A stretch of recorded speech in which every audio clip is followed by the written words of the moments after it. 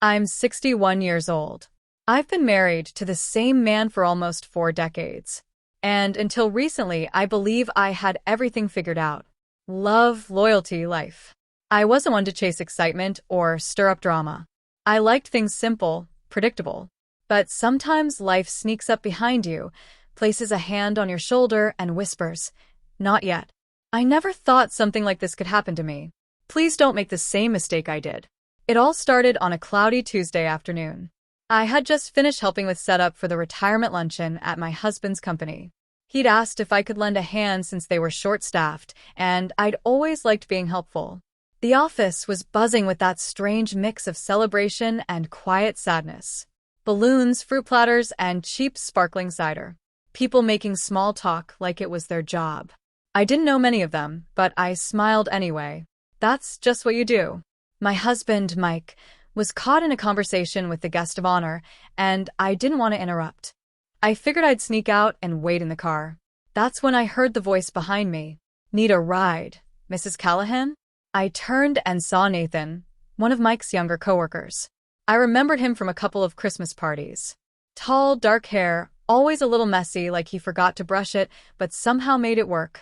Maybe mid-30s. He was polite, quick with a joke, but never too forward. The kind of man who blended in until you realized you were looking at him a second too long. "Oh no," I said. "I'm just heading out to the car. I can wait." He raised an eyebrow, glanced at the sky. "Looks like it's about to rain." I parked close. "I don't mind at all." I hesitated. I really did, but my feet were tired, and the sky had turned the color of old bruises. I gave a little nod. His car smelled like peppermint and leather. Clean but lived in. He turned down the radio as soon as I got in, and we settled into that familiar silence between two people who don't really know what to say. "You helped a lot in there," he said after a moment. "Everyone seemed to appreciate it. Just try to be useful." I replied, eyes fixed on the windshield. The rain had started to sprinkle soft at first. Nafon smiled. "That's what people like you do, huh? Always helping. Always in the background." I wasn't sure how to take that. "People like me." He looked embarrassed. "I didn't mean it badly. Just I don't think most people even realize how much women like you hold things together." I felt a little breath catch in my throat. No one had said something like that to me in years, maybe ever. I looked at him more carefully, trying to read his face, but he kept his eyes on the road, steady and calm. "It's funny," I said, half laughing. "Sometimes it feels like I became invisible after 50. Nathan glanced at me, then back to the road. "You're not invisible, Nora." The way he said my name, it made me sit a little straighter, like I'd forgotten something, and he just reminded me. We drove in silence again, the sound of the rain growing louder on the roof. I thought he dropped me at the gate, but he turned down the side road that led directly to our house. "You know where we live?" I asked, surprised. "I've dropped Mike off before after the company baseball game." "Remember? You weren't home that day." "Oh, right," I said, though I didn't remember. I wasn't sure what I was supposed to be feeling. He pulled into the driveway and put the car in park, but didn't shut off the engine. The rain had become a steady curtain, washing the windows in gray streaks. "Thanks for the ride," I said, reaching for the door. But before I could open it, he spoke. "Nora, can I ask you something? And you can tell me to shut up if it's out of line." I paused, hand still on the door handle. Something in his voice made me turn back. "Okay," I said carefully. He looked at me, not in a way that made me feel small or objectified, but like he was actually seeing me. Really seeing me. Like a person, like a woman. "Are you happy?" he asked just like that. I blinked. A strange warmth spread through my chest, followed by a cold wave of guilt. "That's a complicated question." He nodded, eyes still on mine. "Thing it's supposed to be." I didn't know what to say. No one ever asked me things like that. They assumed. They guessed, but no one ever really asked. I looked at him and saw something I wasn't ready for. Curiosity, gentleness, maybe even longing. Not lust, not recklessness, just connection. I felt my throat tighten. "I should go." Nathan nodded slowly. "Of course." But he didn't start the car. He just sat there as I opened the door and stepped out into the rain. I didn't run for cover. I didn't even hurry. I let the water soak through my blouse and hair and down my spine. It felt cold and clean and confusing. Mike was still inside at the party. He wouldn't be home for another hour. And Nathan? He was still sitting in the car when I looked back once just before stepping inside. That night, as I stood in the kitchen drying my hair with a towel, I realized something strange. I felt awake. I didn't sleep well that night. I lay beside Mike, listening to the rhythm of his breathing, the soft rasp of his snore just barely audible. It was a sound I'd grown used to over the years, like an old clock ticking in the background, familiar, safe. But that night, it sounded different, like something distant, like a reminder of how far apart we drifted without ever meaning to. Nathan's question kept echoing in my mind.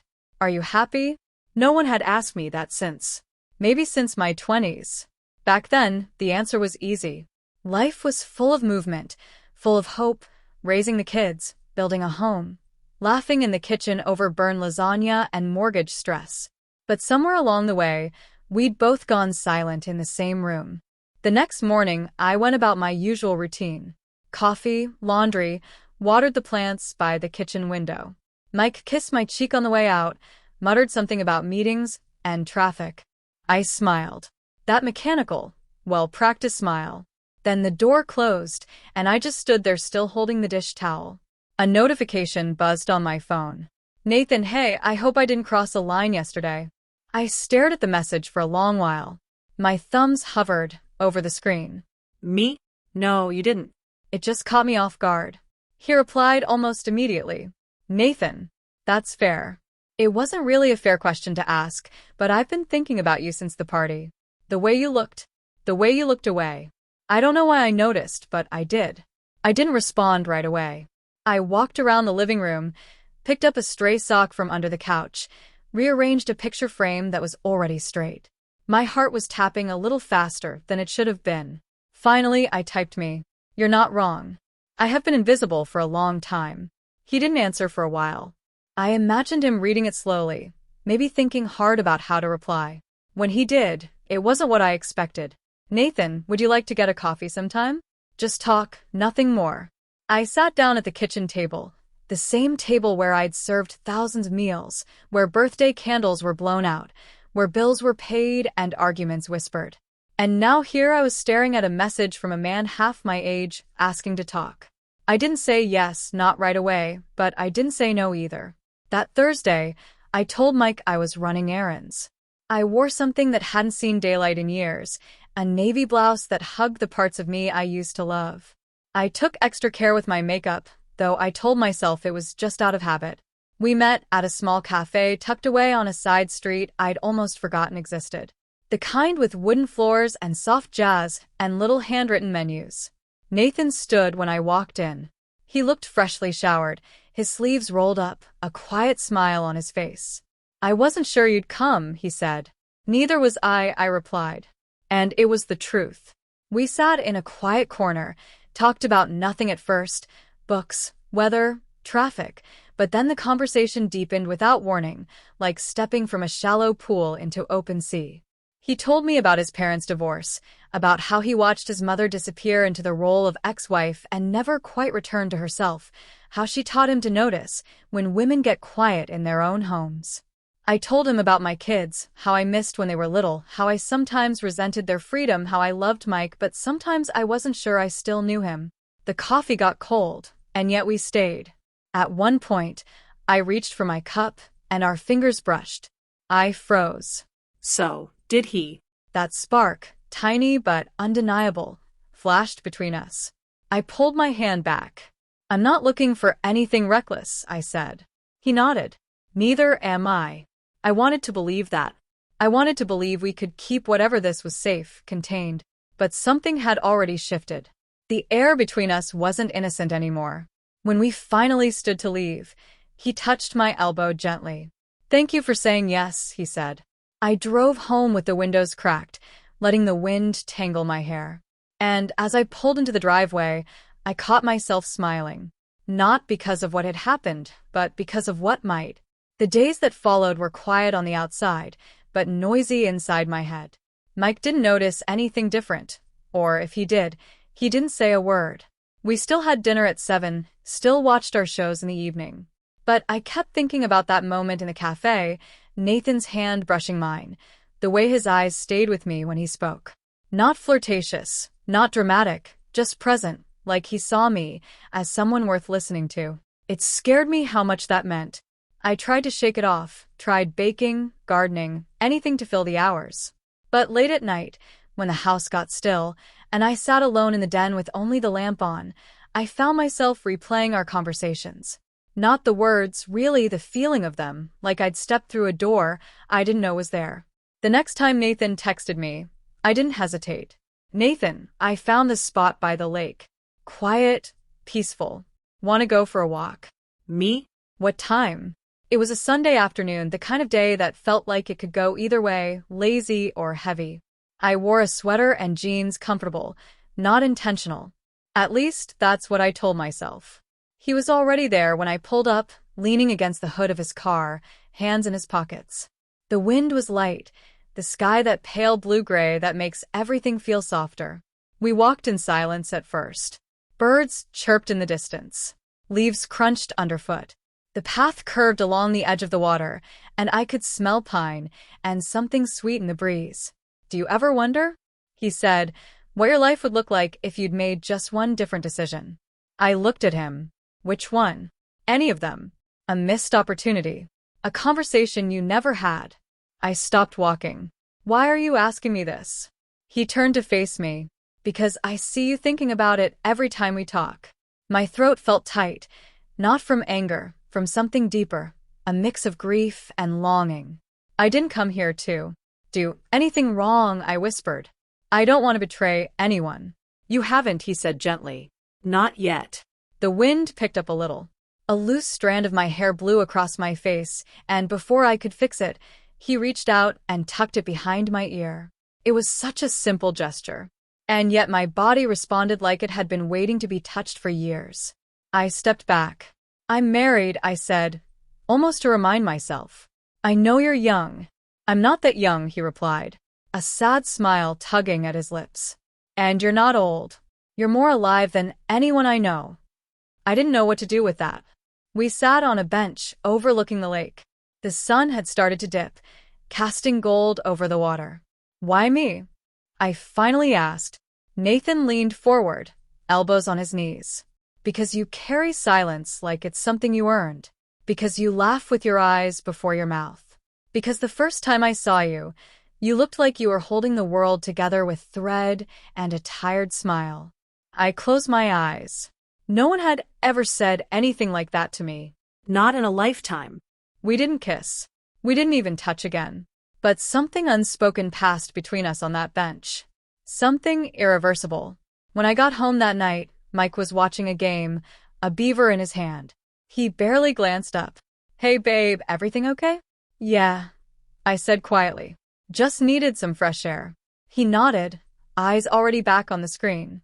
And I stood there in the doorway for a long time wondering how love could fade so gently you didn't even realize it was gone until someone came along and made you feel it again. The following week felt like standing on the edge of something I couldn't name. I moved through my routines. Laundry, phone calls with the kids, cooking dinner, like always.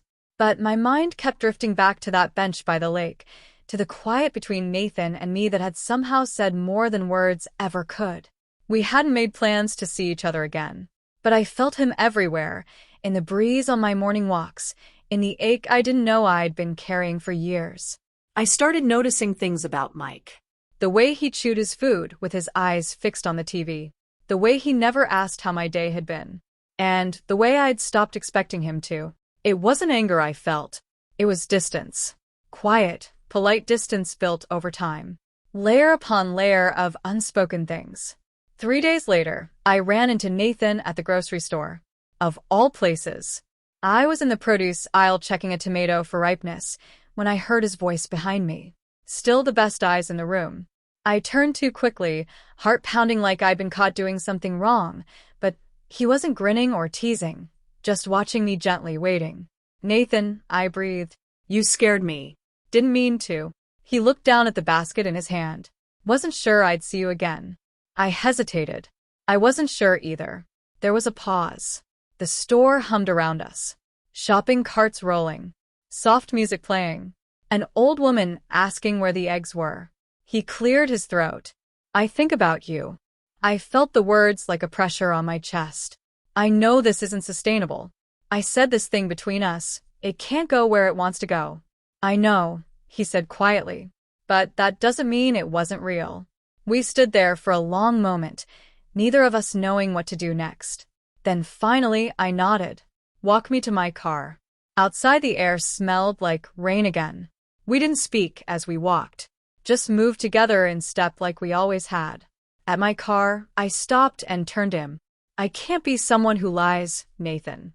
Not to him, and not to myself. I don't want you to be, he said. But I needed you to know. You woke something in me.